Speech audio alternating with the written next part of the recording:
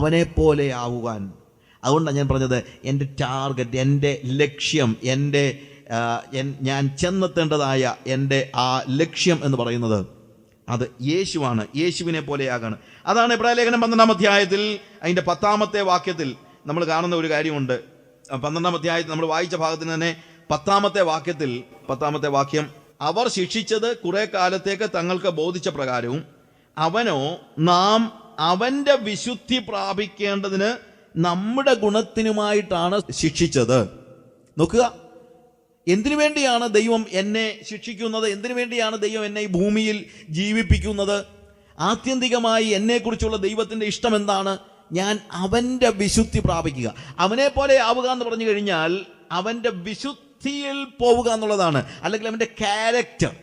നമ്മളൊരു കുഞ്ഞിനോട് പറയാണ്, നീ ഇന്നാരെ പോലെ ആകണമെന്ന് പറഞ്ഞു കഴിഞ്ഞാൽ എന്താ അതിൻ്റെ അർത്ഥം? യേശുവിനെ പോലെ ആകണമെന്ന് പറഞ്ഞു കഴിഞ്ഞാൽ നമ്മൾ പടത്തിൽ കണ്ടിട്ടുള്ള യേശുവിനെ പോലെ തലമുടി നീട്ടി വളർത്തുന്നതാണോ യേശുവിനെ പോലെ ആകുന്നത്? അങ്ങോട്ട് ആൾ നടക്കുന്ന കാണുമ്പോഴത്തേക്ക് നമ്മൾ പറയും ഇവൻ യേശുവിനെ പോലെ ജീവിക്കുക എന്ന് പറയുമോ? ഇല്ല, അവൻ യേശുവിനെ അനുകരിക്കുകയാണ്, അല്ലെങ്കിൽ അഭിനയിക്കുകയാണ്. അവൻ റിയൽ അല്ല. ഒരുവൻ യേശുവിനെ പോലെ ആവുക എന്ന് പറഞ്ഞു കഴിഞ്ഞാൽ യേശുവിൻ്റെ സ്വഭാവം, യേശുവിൻ്റെ ക്യാരക്ടറിൽ വളരുമ്പോഴാണ് അവൻ യേശുവിനെ പോലെ ആകുന്നത്. അല്ലെങ്കിൽ ഒരിക്കലും എന്താകത്തില്ല, യേശുവിനെ പോലെ ആകുകയില്ല. എന്താണ് അവൻ്റെ ക്യാരക്ടർ? അവൻ്റെ ക്യാരക്ടർ എന്ന് പറയുന്നത് അവൻ്റെ വിശുദ്ധിയാണ്. അതുകൊണ്ടാണ് നാം അവൻ്റെ വിശുദ്ധി പ്രാപിക്കേണ്ടതിന് ദൈവം എന്ത് ചെയ്യുന്നു? നമ്മളെ ശിക്ഷിച്ച് വളർത്തുന്നു പറയുന്നത് അവൻ്റെ വിശുദ്ധി. അതാണ് നമ്മുടെ ലക്ഷ്യമായിരിക്കേണ്ടത്, വേറെ ഒന്നുമില്ല. അതിനിടയ്ക്കുള്ള ചെറിയ ചില്ലറ കാര്യങ്ങൾ, നമ്മുടെ ഈ നോട്ടം തെറ്റാനായിട്ട് പലപ്പോഴും പിശാച് പല കാര്യങ്ങൾ ചെയ്യും. ഈ മാരത്തൺ ഓട്ടം ഉണ്ടല്ലോ, ഒത്തിരി പേര് ഒരുമിച്ച് ഓടുകയാണ്. പലരും സീരിയസ് അല്ല, എന്നാൽ ചില ആളുകൾ വളരെ സീരിയസ് ആണ്. അപ്പോൾ സീരിയസ് ആയിട്ടുള്ള ഒരു 10 പേരൊക്കെ കാണത്തുള്ളൂ. ചിലപ്പോൾ ഒരു മാരത്തൺ, ചിലപ്പോൾ 100 പേര് ഓടാൻ തുടങ്ങുമായിരിക്കും. അതിനകത്ത് ചിലർക്കറിയാം കുറച്ചു നേരം ഓടിക്കഴിഞ്ഞാൽ തളരുമെന്നുള്ളത്, നിർത്തണമെന്നൊക്കെ ഉള്ളതൊക്കെ അവർക്കറിയാം. എന്നാൽ ചില ആളുകൾ അങ്ങനല്ല. ഈ മാരത്തൺ ഓടുന്ന ഇത്രയും കിലോമീറ്റേഴ്സ് ഓടേണ്ടതാണ്, അവർ വളരെ സീരിയസ് ആണ്. അവരങ്ങനെ സ്റ്റഡി ആയിട്ട് ഓടിക്കൊണ്ടിരിക്കുമ്പോൾ അവസാനമാകുന്ന സമയത്ത്, അവസാനത്തെ ആ ഓട്ടത്തിൻ്റെ സമയത്ത് സീരിയസ് അല്ലാത്ത ആളുകളെ പിന്തിരിപ്പിക്കാനായിട്ട് ചില സമയങ്ങളിൽ ഈ സീരിയസ് ആയിട്ട് ഓടുന്ന ആളുകളുടെ ബന്ധുക്കൾ എന്ത് ചെയ്യുന്നറിയാമോ? വഴിയിൽ ഗോൾഡ് കോയിൻസ് ഒക്കെ വെതറുമെന്നാണ് പറയുന്നത്. അപ്പോൾ ഈ ഗോൾഡ് കോയിൻസ് വെതറുമ്പോൾ ചില ആളുകൾ ഇന്നിക്കുന്നറിയാമോ? എന്താണെങ്കിലും മാരത്തൺ ഓടി കിരീടമൊന്നും കിട്ടാൻ പോകുന്നില്ല, എന്നാൽ പിന്നെ ഇവിടുത്തെ 2 എണ്ണം എടുത്തേക്കാം എന്ന് വെച്ച് കുനിഞ്ഞ് ഈ ഗോൾഡ് കോയിൻസ് പെറുക്കാനായിട്ട് ഇവർ പോകും. ആ സമയം കൊണ്ട് ക്ഷീണിതരായിരിക്കുന്ന ആളുകൾ എന്ത് ചെയ്യും? നേരെ ദേ ആർ ഓവർടേക്കിംഗ്. അവര് ആ സീരിയസ് ആയിട്ടുള്ള ആളുകൾ ഓവർടേക്ക് ചെയ്തു പോകുന്നതാണ് കാണുന്നത്. ഇതുപോലെ സീരിയസ് ആയിട്ടുള്ള ആളുകൾ എപ്പോഴും അവരുടെ നോട്ടം എവിടെ തന്നെ ആയിരിക്കും? യേശുവിൽ തന്നെ ആയിരിക്കും. ഇടയ്ക്ക് സാത്താൻ വെതറി കൊടുക്കുന്ന ഒരു കാര്യത്തിലും അവരുടെ കണ്ണ് മാഞ്ഞു പോകത്തില്ല. അതുകൊണ്ട് നമ്മൾ ഓട്ടം സീരിയസ് ആയിട്ട് എടുത്തിട്ടുണ്ടെങ്കിൽ അത് നമ്മൾ അറിയുന്നത് നമ്മളുടെ കണ്ണുകൾ യേശുവിൽ തന്നെയാണോ എന്നുള്ളതിലാണ്. അവൻ്റെ വിശുദ്ധി പ്രാപിക്കാനുള്ള വലിയ ഒരു അഭിവാഞ്ചം നമ്മുടെ ഹൃദയത്തിൽ എപ്പോഴും ഉണ്ടായിരിക്കണം. അതിനുവേണ്ടിയാണ് കർത്താവ് നമ്മളെ വിളിച്ച് വേർതിരിച്ചത്. 34 വർഷം മുമ്പ്, ഞാനിപ്പോഴും ഓർക്കുന്നുണ്ട്, 1974 35 വർഷം മുമ്പ് ആണ് ഞാൻ രക്ഷിക്കപ്പെടുന്നത്. ആ സമയത്ത് കാനവച്ചൻ പ്രസംഗിച്ച ഒരു പ്രസംഗത്തിൽ പറഞ്ഞ ഒരു വാചകം എൻ്റെ മനസ്സിൽ ഒത്തിരി കിടപ്പുണ്ട്, ഇപ്പോഴും ഉണ്ട്. ഞാൻ ഒത്തിരി നാൾ എൻ്റെ ബൈബിളിൽ അത് കുറിച്ചിട്ടിരുന്നു. അദ്ദേഹം ചോദിച്ച ഒരു ചോദ്യം, വിശുദ്ധിക്ക് വേണ്ടി അല്ലെങ്കിൽ നീ അശുദ്ധിയെ വിട്ടുകളഞ്ഞത് എന്തിന്? എന്തിനാ നീ അശുദ്ധിയെ വിട്ടുകളഞ്ഞത്? നീ ഒരു കാര്യത്തെ വിട്ടുകളഞ്ഞെങ്കിൽ ഒരു കാര്യം നേടാൻ വേണ്ടിയാണല്ലേ. ഞാൻ എന്തിനു വേണ്ടിയാണ് ലോകത്തിൻ്റെ ഒരു ലൈഫ്, ഒരു ജീവിതത്തെ ഞാൻ വിട്ടുകളഞ്ഞതിന് വേണ്ടിയാണ്? വല്ല വിധേനെ എങ്ങനെങ്കിലുമൊക്കെ പോകാനോ ചില്ലറ കാര്യങ്ങൾക്ക് വേണ്ടി അല്ല. I have a desire. അവൻ്റെ വിശുദ്ധി പ്രാപിക്കുക എന്നുള്ളതാണ് എൻ്റെ മനസ്സിൻ്റെ ലക്ഷ്യം. അവൻ്റെ വിശുദ്ധി പ്രാപിക്കുന്നത് വരെയും എനിക്ക് എൻ്റെ ലക്ഷ്യത്തിൽ എത്തി എന്നുള്ള ബോധ്യം ഇല്ല. അവൻ്റെ വിശുദ്ധി എന്ന് പറഞ്ഞു കഴിഞ്ഞാൽ മതം പറയുന്നതായ വിശുദ്ധിയല്ല, നമ്മുടെ സഭ പറയുന്നതായ വിശുദ്ധിയല്ല. നമ്മുടെ സഭ ഇപ്പോൾ പലപ്പോഴും മതമായി പോയിരിക്കുകയാണ്. നമ്മുടെ സഭ ഇന്ന് ഓൾമോസ്റ്റ് എല്ലാവരെയും വിശുദ്ധരായിട്ട് അങ്ങ് അംഗീകരിച്ചിരിക്കുക. ഓൾമോസ്റ്റ് എന്തോ കാണിച്ചിട്ടും നമുക്കിന്ന് തിരുവത്താഴം എടുക്കുകയും കൊടുക്കുകയും ഒക്കെ ചെയ്യാം. കാര്യം നമ്മുടേതൊരു മതമായി പോയത് കൊണ്ടാണ്. ഞാൻ പണ്ട് പെന്തക്കോസ്ത് ചരിത്രം എഴുതിയ സമയത്ത്, കേരള പെന്തക്കോസ്ത് ചരിത്രം എന്ന പുസ്തകം എഴുതിയ സമയത്ത് ഞാൻ ഈ കേരളത്തിലെ പല സഭകളിലും പോയി അവരുടെ പഴയ മിനിറ്റ്സും അങ്ങനത്തെ ബുക്കുകളും ഒക്കെ വായിച്ചു നോക്കി. അങ്ങനെ വായിച്ചു നോക്കിയ കൂട്ടത്തിൽ ഞാൻ ചില സഭകളിൽ 1936 ഒരു റിപ്പോർട്ട് എടുത്ത് വായിച്ചു നോക്കിയപ്പോൾ പൂവന്മല വെള്ളിയറ സഭയിൽ അവിടെ എഴുതിയിരിക്കുകയാണ്, ഇന്ന വീട്ടിൽ തോമാച്ചൻ ഇന്ന വീട്ടിൽ ചാക്കോച്ചനുമായിട്ട് വാക്കിൽ തെറ്റിയത് കൊണ്ട് സഭയിലെ എല്ലാ ആക്റ്റീവായിട്ടുള്ള പ്രവർത്തനങ്ങളിൽ നിന്നും മാറ്റി നിർത്തിയിരിക്കുന്നു. ഞാൻ ചിന്തിച്ചു, എൻ്റെ ദൈവമേ, വർത്തമാനം പറഞ്ഞ കൂട്ടത്തിൽ വാക്കിൽ തെറ്റിയത് കൊണ്ട്, അത്രേ ഉള്ളൂ. ഇന്ന് വാക്കിൽ തെറ്റുന്നത് പോയിട്ട് പ്രവൃത്തിയിൽ തെറ്റിയാൽ ആരും മാറ്റി നിർത്തുന്നത് നമ്മൾ കാണുന്നില്ല. എന്തുകൊണ്ട് മാറ്റുന്നില്ല? ഇനി നമ്മളൊരു റിലീജിയൻ ആയിപ്പോയി, നമുക്ക് ഇത്രയും വിശുദ്ധിയൊക്കെ മതി. പക്ഷെ അവൻ്റെ വിശുദ്ധി എന്ന് പറയുന്നത് അങ്ങനെയൊന്നല്ല, ഒരു മതത്തിൻ്റെ വിശുദ്ധിയല്ല എന്ന് നമ്മൾ ആലോചിക്കണം, അറിയണം. ഒരു റിലിജിയൻ പറയുന്ന, ഒരു സഭ പറയുന്ന, ഒരു സമൂഹം പറയുന്ന വിശുദ്ധിയല്ല. എന്ത് കാര്യങ്ങൾ കാണിച്ചിട്ടും ദൈവസഭയിൽ വന്ന് കയറാനും അതിനകത്ത് ഇൻവോൾവ് ചെയ്യാനും, അതുകൊണ്ട് ഞാൻ പറഞ്ഞ തിരുവത്താഴം എടുക്കാനും കൊടുക്കാനും മടിയില്ലാത്ത ഒരു സമൂഹമായിട്ട് നമ്മൾ അധപ്പതിച്ചു പോയെങ്കിൽ അതല്ല ദൈവം വിഭാവന ചെയ്യുന്ന വിശുദ്ധി എന്ന് നമ്മൾ മനസ്സിലാക്കണം. എബ്രായ ലേഖനം 12-ാം അധ്യായം 10-ാം വാക്യം നമ്മൾ വായിക്കുന്നു, നമ്മളെ ദൈവം വിളിച്ച് ശിക്ഷണം നൽകി വളർത്തുന്നത് അവന്റെ വിശുദ്ധി പ്രാപിക്കാനല്ല, അല്ലാതെ മതത്തിന്റെ വിശുദ്ധി പ്രാപിക്കാനല്ല. ഹല്ലേലൂയ. അവന്റെ വിശുദ്ധി എന്ന് പറയുന്നത് സമൂഹത്തിന്റെ വിശുദ്ധിയല്ല. ഒരുമാതിരിപ്പെട്ട ചില്ലറ കാര്യങ്ങളൊക്കെ ചെയ്ത് സമൂഹത്തിന് മുമ്പിൽ കണ്ണിൽ പൊടിയിടാൻ എനിക്ക് പറ്റിയേക്കും. പക്ഷെ ദൈവത്തിന്റെ വിശുദ്ധി അതല്ല, അത് ഹൃദയത്തിന്റെ ആഴത്തിൽ നിന്നുള്ള വിശുദ്ധിയാണ്.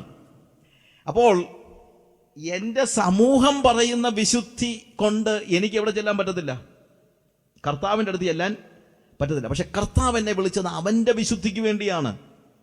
അവൻ്റെ വിശുദ്ധി എന്ന് പറഞ്ഞാൽ ഉപദേശ വിശുദ്ധിയുമല്ല.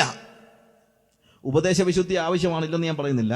പക്ഷേ അവൻ്റെ വിശുദ്ധി എന്ന് പറയുന്നത് നല്ല ഉപദേശം അറിയാവുന്നത് കൊണ്ടോ നല്ല ഉപദേശം പ്രസംഗിക്കുന്നത് കൊണ്ടോ ഞാൻ അവൻ്റെ വിശുദ്ധി പ്രാപിച്ചു എന്നർത്ഥമില്ല. എബ്രായ ലേഖനം 6-ാം അധ്യായത്തിൻ്റെ 1-2 വാക്യങ്ങൾ വായിക്കുമ്പോൾ അവിടെ നമ്മൾ കാണുന്ന ഒരു പ്രധാനപ്പെട്ട കാര്യം, അതുകൊണ്ട് നിർജ്ജീവ പ്രവൃത്തികളെക്കുറിച്ചുള്ള മാനസാന്തരം, ദൈവത്തിങ്കലെ വിശ്വാസം, സ്നാനങ്ങളെക്കുറിച്ചുള്ള ഉപദേശം, കൈവെപ്പ്, മരിച്ചവരുടെ പുനരുത്ഥാനം, നിത്യശിക്ഷാവിധി എന്നിങ്ങനെയുള്ള അടിസ്ഥാനങ്ങൾ പിന്നെയും ഇടാതെ ക്രിസ്തുവിനെ കുറിച്ചുള്ള ആദ്യ വചനം വിട്ട് പരിജ്ഞാനപൂർത്തി പ്രാപിപ്പാൻ പരിശ്രമിക്കുക. ഡോക്ട്രിൻസ് ആവശ്യമാണ്, വളരെ അത്യാവശ്യമാണ്. പക്ഷെ അതൊക്കെ രക്ഷിക്കപ്പെട്ട് 2 ആഴ്ച കൊണ്ടോ 2 മാസം കൊണ്ടോ എങ്കിലും പഠിച്ചു തീർക്കേണ്ട കാര്യങ്ങളാണ്. അതൊക്കെ വലിയ മുട്ടിക്കല്ലൊക്കെയാണ്. ഒരു കെട്ടിടം പണിയുമ്പോൾ നമ്മൾ മുട്ടിക്കല്ലൊക്കെ എവിടെ ഇടുന്നത്? ആ വാഹനത്തിനകത്ത് അടിസ്ഥാനത്തിലിട്ട് അങ്ങ് ഉറപ്പിച്ചു, വെരി ഗുഡ്. പക്ഷേ അടിസ്ഥാനം പണിതാൽ അതിനകത്ത് താമസിക്കാൻ പറ്റത്തില്ല. താമസിക്കണമെങ്കിൽ വീട് പണിയണം. പൗലോസ് പറയാണ്, അല്ലെങ്കിൽ എബ്രായ ലേഖനകാരൻ പറയാണ്, leave it man, that's only for few days, what is needed is something more.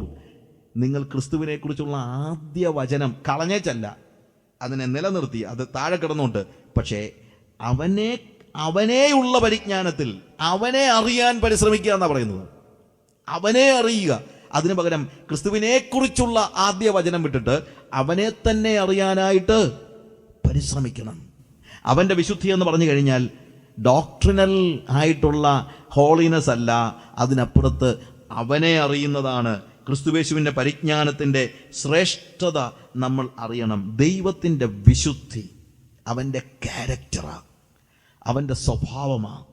അതുകൊണ്ട് അവൻ്റെ വിശുദ്ധി പ്രാപിക്കുക എന്ന് പറഞ്ഞാൽ അവൻ്റെ സ്വഭാവം പ്രാപിക്കുക എന്നാണ് അർത്ഥം. അതിൽ കുറഞ്ഞതൊന്നും അവൻ്റെ വിശുദ്ധിയല്ല. ഞാൻ യേശുവിനെ പോലെ ആകണമെന്ന് പറഞ്ഞാൽ ഞാൻ യേശുവിനെ പോലെ ജീവിക്കണമെന്ന് അതിൻ്റെ അർത്ഥം. യേശുവാണ് എൻ്റെ ടാർഗറ്റ് എന്ന് പറഞ്ഞാൽ എൻ്റെ ലക്ഷ്യം ഏതെങ്കിലും രീതിയിൽ യേശുവിനെ പോലെ എനിക്ക് ഭൂമിയിൽ ജീവിക്കാൻ പറ്റുമോ, അതാണ് എൻ്റെ ലക്ഷ്യം. അതിനുവേണ്ടിയാണ് ദൈവം എന്നെ വിളിച്ചിരിക്കുന്നത്. അവൻ്റെ വിശുദ്ധി പ്രാപിക്കാനാണ് ദൈവം നമ്മളെ വിളിച്ചിരിക്കുന്നതെന്ന് മറന്നു പോകരുത്.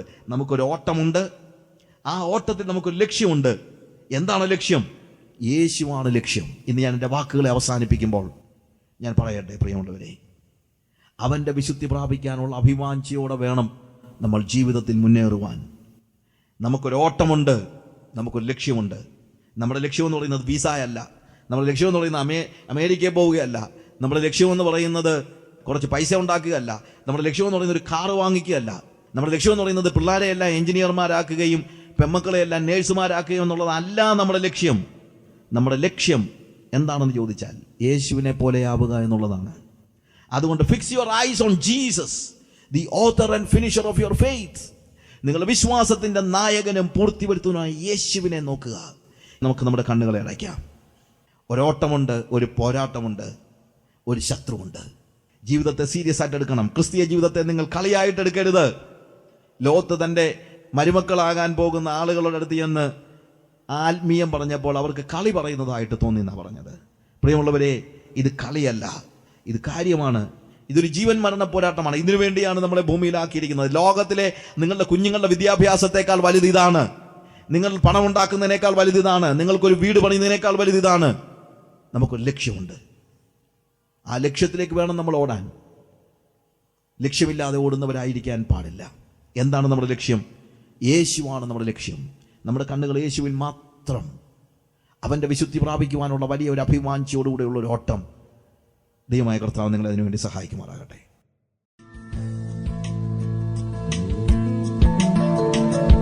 യേശുവെ പോലെയാകുവാൻ,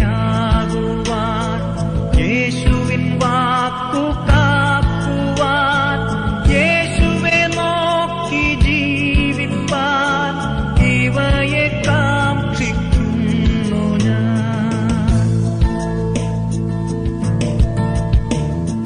യേശുവെ പോലെയാകുവാൻ, യേശുവിൻ വാക്കു കാക്കുവാൻ, യേശുവെ നോക്കി ജീവിപ്പാൻ ഇവയെ കാക്ഷിക്കുന്നു ഞാൻ. ഉറപ്പിക്കെന്നെ എന്നാഥ, നിറയ്ക്ക എന്നെ ശുദ്ധാത്മാ, ക്രിസ്തൻ മഹത്വത്താലെ ഞാൻ മുറ്റും നിറഞ്ഞു ശോഭിപ്പാൻ.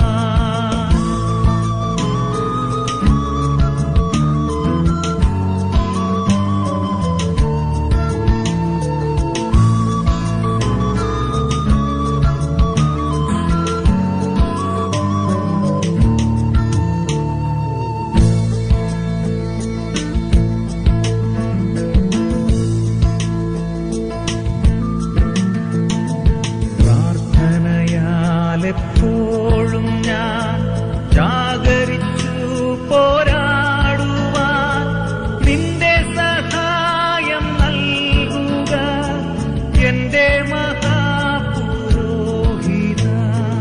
ഉറപ്പിക്കെന്നെ എന്നാഥ, നിറയ്ക്ക എന്നെ ശുദ്ധാത്മാ, ക്രിസ്തൻ മഹത്വത്താലെ ഞാൻ മുറ്റും നിറഞ്ഞു ശോഭിപ്പാൻ.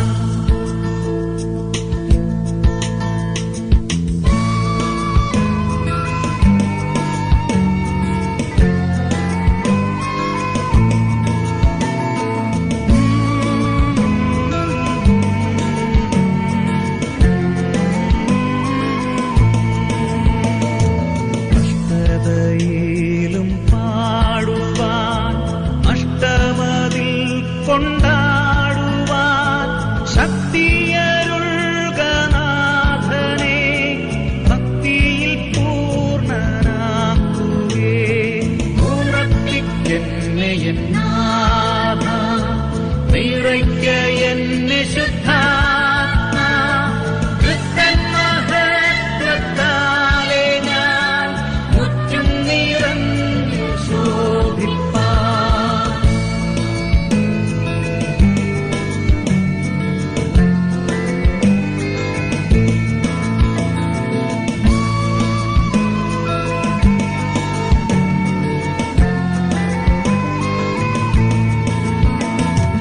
യേശുവിൻ കൂടെ താഴുവാൻ, യേശുവിൻ കൂടെ വാഴുവാൻ, യേശുവിൽ നിത്യം ചേരുവാൻ ഇവയെ കാക്ഷിക്കുന്നു ഞാൻ. ഉറപ്പിക്കെന്നെ എന്നാഥ, നിറയ്ക്ക എന്നെ ശുദ്ധാത്മാ, ക്രിസ്തൻ മഹത്വത്താലെ ഞാൻ മുറ്റും നിറഞ്ഞു ശോഭിപ്പാൻ. ഉറപ്പിക്കെന്നെ എന്നാഥ, നിറയ്ക്ക എന്നെ ശുദ്ധ